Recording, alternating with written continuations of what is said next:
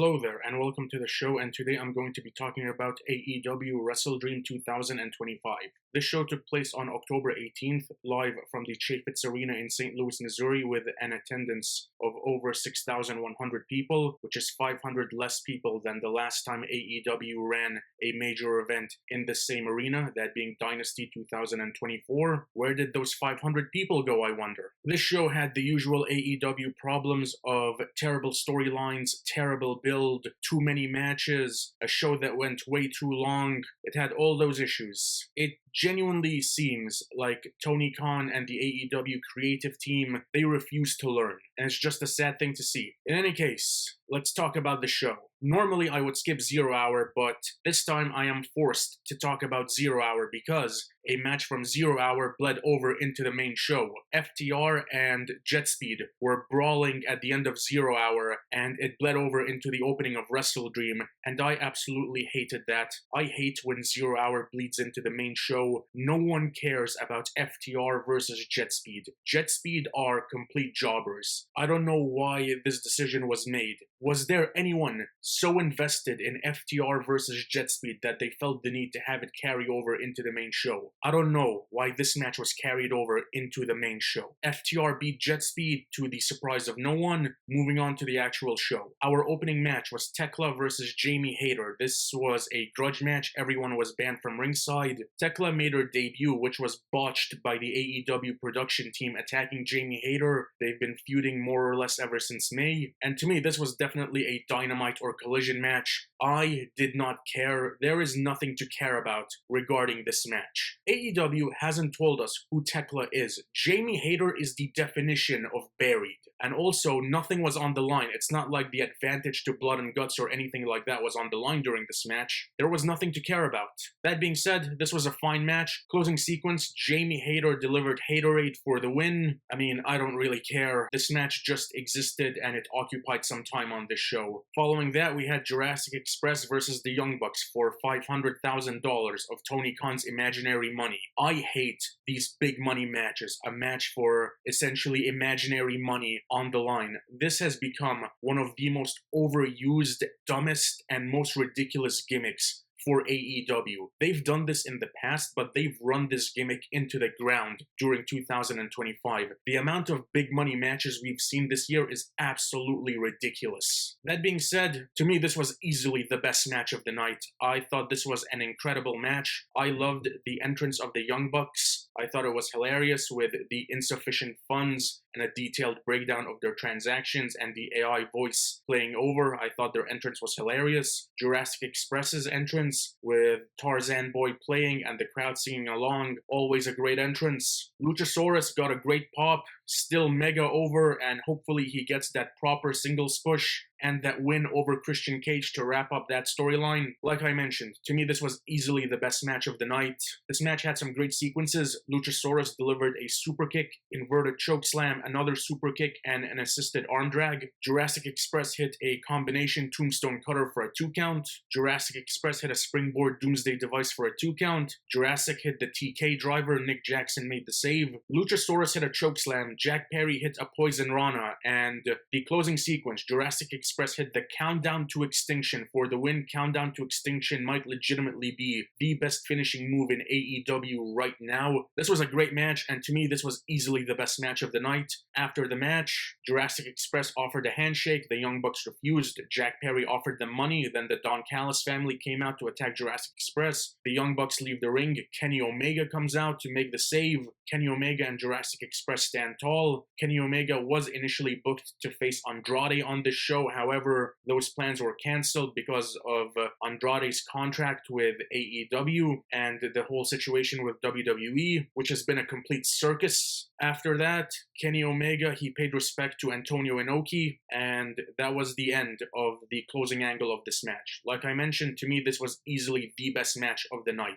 The Hurt Syndicate versus The Demand in a Tornado Trios match. The record coming into this match was 1-1. This match did have stakes on the line. The winner of this match would become the #1 contenders for the Trios Championships. And I thought this was a pretty solid match. This match had some fun sequences. GOA chokeslam Shelton Benjamin through Bobby Lashley Lashley and a table. Shelton Benjamin suplexed Ricochet over the top rope, taking out everyone except MVP. MVP hit a ball and elbow and fisherman suplex on Ricochet for a 2 count. And the closing sequence, Bishop Khan saved Ricochet from a 3-on-1 situation, and he took the bullet for Ricochet. Bobby Lashley hits a spear on Khan for the win. They became the #1 contenders to the Trios Championships, a match which they would lose to the Ops, which I did not understand. I 100% would have put the Trios Championships on the Hurt Syndicate. I have no idea why this feud has still continued following WrestleDream. 3 matches. Like, this feud should be over. I don't know why this feud has continued following WrestleDream. That being said, this was a fine match. Kyle Fletcher versus Mark Briscoe for the TNT Championship. This was the 5th one-on-one match between the two of them. To me, this match didn't make any sense because of the events that took place at All Out and in the lead-up to All Out.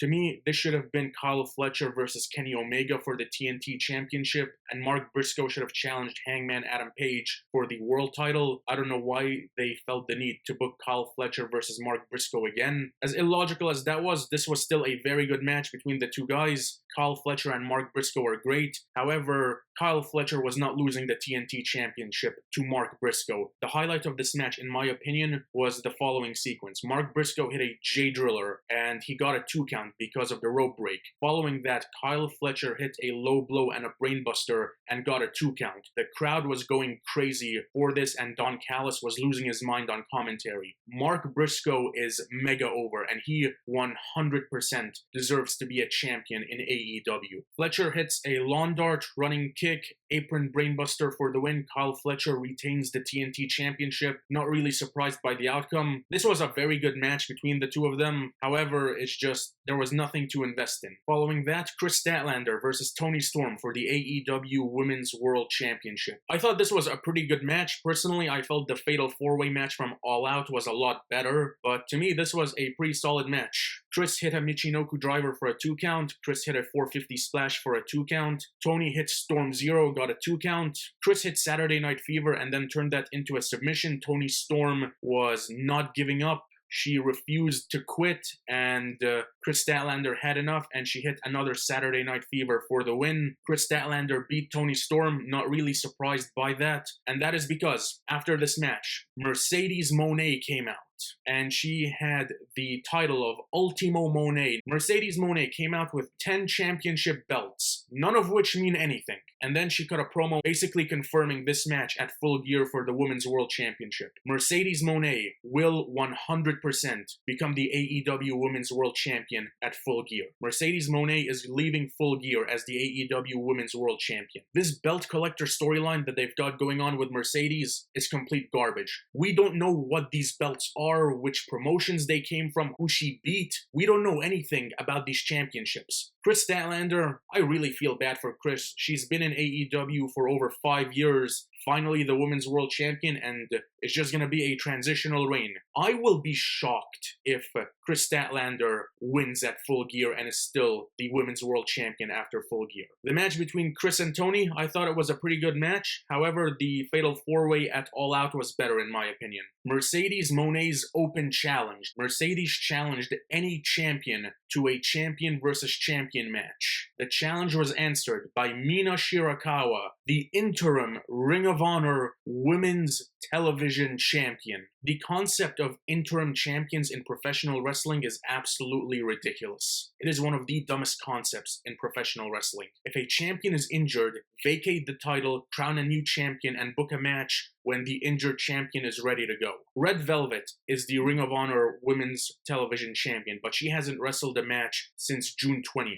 That's 4 months. Why this interim championship was introduced, I have no idea. Mina Shirakawa is great, but whoever answered this open challenge was losing this match. As soon as Mina made her entrance, you knew that she was losing the title. Mercedes Moné, she surpassed Jade Cargill's 508-day record as the TBS champion. That record is meaningless because Jade Cargill's reign wasn't very good. I cannot remember a single good championship defense from her reign. And with Mercedes, Admittedly, she's had better matches, but I mean, it more or less feels like the same reign. Very few meaningful stories. Mina hit a top rope sling blade for 2, Mina hit a glamorous driver and then locked in the figure 4, Monet hit a code breaker and a Meteora, the referee was distracted, Mercedes poked the eye, roll up for a 2 count, Moneymaker, rope break, and the closing sequence, Mercedes Monet used a leverage pin to beat Mina Shirakawa and become the interim Ring of Honor Women's Television Champion and having 11 championships. This wasn't a surprise to anyone. Mercedes was not losing this match regardless of who came out to challenge her. I hate the concept of interim championships, and knowing all of that before the bell even rang for this match, I just did not care. Mina Shirakawa deserves better, in my opinion. After the match, Chris Statlander came out to confront Mercedes Moné, and that was it. I am completely over this belt collector storyline. I don't know what the endgame is, but it cannot come soon enough. We need to get to that endgame immediately. I don't know what their idea was with the storyline, but it has failed. Nothing has been built up with this storyline. Brodito versus the Don Callis family, Kazuchika Okada and Konosuke Takeshita for the AEW World Tag Team Championships. Takeshita is the new IWGP World Heavyweight Champion. Okada is still the Unified Champion. This was a pretty good match. From an in-ring perspective, this to me was the second best match of the night. I'm intrigued by the story they're telling with Okada and Takeshita. Takeshita is eventually going to get kicked out of the Don Callis family, so the story they're telling is playing out pretty well, in my opinion. I'm still not sold on Brodito as a tag team. They're great wrestlers, but I'm not sold on them as a tag team. Bandito hit a springboard moonsault to the outside, followed that up with a jumping leg strike on Okada off a chair into the crowd. Brodito hit a pile driver and a running knee for a 2 count. Takeshita hit a wheelbarrow German suplex on Brody. Okada hit a great dropkick on Bandito, taking him out midair. That was a great move. Okada then hit the Rainmaker on Takeshita, and Okada was smiling. They're telling the story of Takeshita eventually being kicked out of the Don Callis family. Brody hit a Michinoku driver on Okada. Brody hit a suicide dive on Takeshita. And the closing sequence, and I have to admit, I did not think this was going to be the end of the match. Bandito hit the 21 plex on Okada for the win. I did not think that would be the end of the match. I thought for sure Takeshita was going to eat the pinfall, but Okada ate the pinfall. I was surprised by that. After the match, Don Callis is checking on Okada. Takeshita is just on the ramp looking at this. Again, building that story. And Brodito did the Macarena. From an in-ring perspective, to me, this was the second best match of the night. The story with Okada and Takeshita, I think it's been playing out pretty well. Backstage, they show Toni Storm. She's just sitting in the corner, and it looks like she's dead. Mina Shirakawa comes in, she's crying, and as soon as this segment aired, I was 100% convinced that Toni and Mina are gonna become the inaugural AEW Women's Tag Team Champions. AEW announced that they were introducing Women's Tag Team Championships to AEW. There's a tournament going on right now, and to me, that is a mistake. AEW has too many championships. Adding more championships devalues the championships that you already have. The only reason these tag team championships were introduced, in my opinion, is because Tony Khan is going to put the Women's World Championship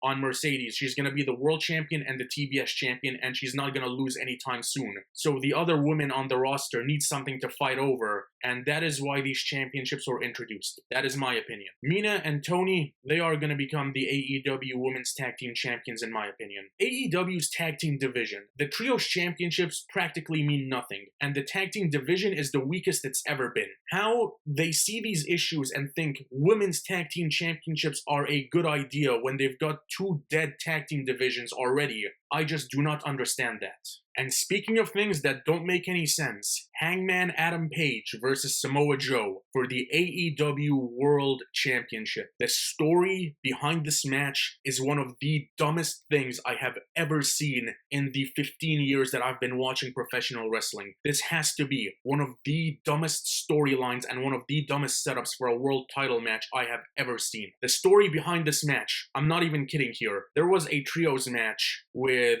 Hangman, Joe, and Hobbs taking on someone. They win, and Hangman, he hands the World Trios Championship to Samoa Joe, drops it. Samoa Joe takes issue with this, and he starts yelling at Hangman, and that is how this match came into existence. This has to be one of the dumbest setups for a World Championship match ever. Hangman's storylines coming out of All In have been absolute garbage. MJF and the nonsense with the Casino Gauntlet, Kyle Fletcher, and now this. Tony Khan, in my opinion, had no plans for Hangman as the world champion. He's just booking him in meaningless matches until he eventually drops the championship. It is genuinely amazing to me how awful this world championship reign is. We went from a reign that killed the company for nearly a year to a reign that's complete and utter boredom personified. It is amazing. It is genuinely amazing to me how mishandled the AEW World Championship has been for the last year. On commentary, they stated that this was a big-time championship match. No, it wasn't. Samoa Joe came out without his Trios Championship belt, again, proving that those championships are worthless. This was a face versus face dynamic. Samoa Joe was the more over of the two. No surprise there because Hangman hasn't been booked in a meaningful manner, and Samoa Joe is a legend. One of the most confusing sequences of the entire night. Hangman wanted to go for the Arihara moonsault. Samoa Joe enters the ring. Hangman sees Joe entering the ring, and instead of attacking Joe, he's just sitting on the apron and Joe takes control. What are we doing? Way to make your world champion look like an idiot. Joe hit a running senton for 2, power slam for 2, Joe locked in the STF, switched that into a crossface, switched that into an arm submission, rope break. Hangman hit a sunset flip powerbomb for 2, Joe locked in the coquina clutch, Page hit a deadeye, 2 count, and closing sequence. Hangman hits 3 buckshot lariats for the win. Hangman retains the AEW World Championship, no surprise there. After the match, the Ops come out. Katsuyori Shibata and Powerhouse Hobbs. They help up Samoa Joe. The crowd is chanting for Joe. Show of respect. And then Samoa Joe clotheslines Hangman. The Ops attack. Joe attacks Hangman with the belt.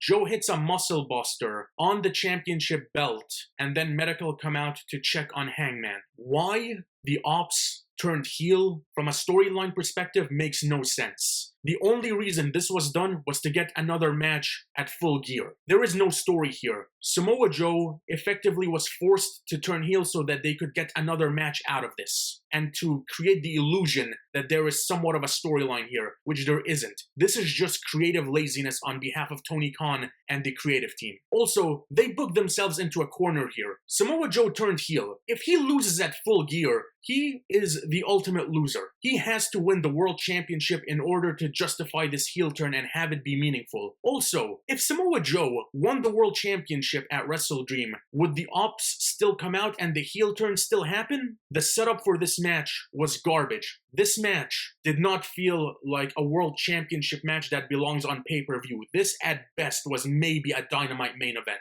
It is amazing to me how ridiculous this booking is of the AEW World Championship. What AEW is laughably claiming is the most prestigious world championship in professional wrestling. With the way it's been booked, you might want to rethink that statement.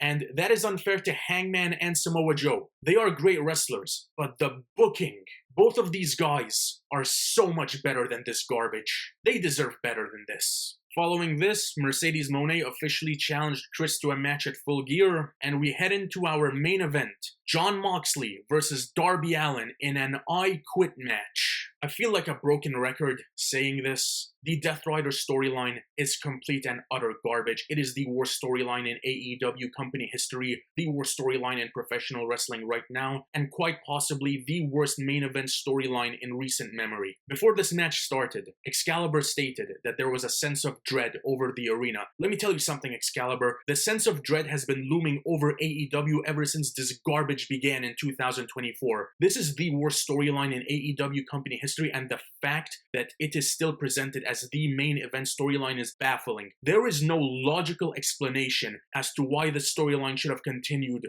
following All In. The Death Riders should have turned on Moxley immediately after All In. Why the storyline has continued well into October, carrying on into November, is ridiculous. Darby Allin came out with the AEW flag. This was basically the coffin match at All Out with just different weapons being used. And I did not care at all. I was checked out. 80% of this match is completely skippable. The match at All Out was better than this match, and that match had a terrible story. This match had an even worse story. I mentioned this in my review of All Out. AEW, Tony Khan, they've run no DQ matches, plunder matches into the ground. They are legitimately meaningless. This is an I Quit match, and I couldn't care less. An I Quit match is meaningless. Think about that for a second. An I Quit match is meaningless. A main event I Quit match is meaningless. That is an amazing accomplishment by AEW, making an I Quit match mean nothing. Moxley attacked Allen with barbecue skewers. Allen refused to quit. Allen hit a coffin drop off the apron. Moxley rolled off the apron. Marina Shafir was too late in making the save. Allen brought out a bottle of lighter fluid, and Moxley was begging Allen not to set him on fire. Daniel Garcia and Wheeler Yuta came out, and then the rest of the Death Riders came out with Claudio and Pac. It is now a 6-on-1 situation, and no one is coming out to help Darby Allin. Does Darby Allin legitimately not have any friends in the AEW locker room? The Death Riders are public enemy number one. Why is no one coming out to help Darby Allin? This doesn't make any sense. Moxley brought out a taser. Marina hit a low blow. Moxley started tasing Darby Allin. Moxley hit a paradigm shift on a chair. Moxley locked in the Bulldog choke. Allin refused to quit. Claudio then gorilla pressed Allin out of the ring through the announce table, which may have been impressive if we didn't see this exact same spot all throughout the summer and fall. We saw this at Forbidden Door on an episode of Dynamite, I think at All Out as well. It's not impressive anymore. We've seen it too many times. Moxley hit a Death Rider off the apron through 2 tables to very little reaction. The crowd has been desensitized. People do not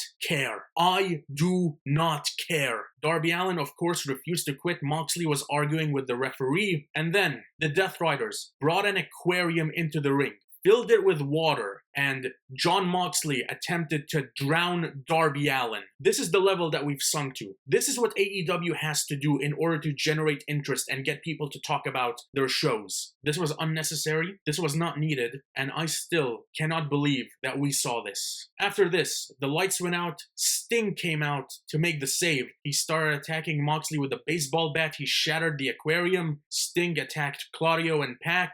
He threw the bat at Darby. Allin started attacking Moxley with the bat. Everyone else is gone now. It's just these two. Darby Allin wrapped the AEW flag around Jon Moxley's throat. Allin hit a coffin drop, and then Allin locked in an awful scorpion deathlock. This was one of the worst sharpshooters I have ever seen in my life. And apparently Moxley quit. I didn't hear it. I don't think the crowd heard it. I guess the microphone was off, so AEW production team, step up your game please. And Darby Allin beats Jon Moxley in what should have been the end of the Death Rider storyline, but instead we got blood and guts after WrestleDream, which we did not need because we got that lights out steel cage match at Forbidden Door, so blood and guts was not needed this year. The Death Riders lost blood and guts, but the storyline is still ongoing for some reason. I am just tired. I am completely over this Death Rider garbage. This match is the personification of the phrase deathmatch garbage. The story was awful. No one cares. The audience is completely over this garbage. They still think they've got gold with this storyline. Let me tell you something. Whoever in AEW thinks that this storyline is gold is completely delusional. There is no way anyone thinks this is good television. This is complete garbage. This is awful. This is genuinely awful. This match, I mean, it means nothing. It legitimately means nothing. I do not care. This was a meaningless match. The storyline continued.